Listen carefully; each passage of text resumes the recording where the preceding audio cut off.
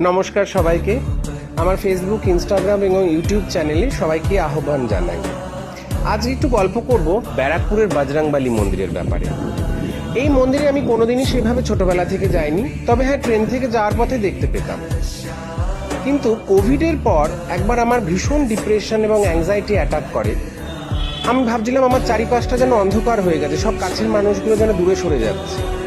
তখন একদিন হঠাৎই আমি এই 2021 সালে আমি মন্দিরে প্রথমবার যাই, গিয়ে বসে আমি বজরংবলীকে আমার মনের সমস্ত দুঃখের কথাগুলো বলি।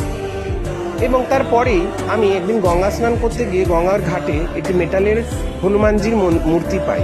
সেই মূর্তিকে আমি বাড়িতে এনে পুজোও করি এবং মঙ্গলবারটা কিভাবে যেন আমি নিজের থেকেই নিরামিষ খাওয়া শুরু করলাম এবং হনুমান চালিসা পড়তাম।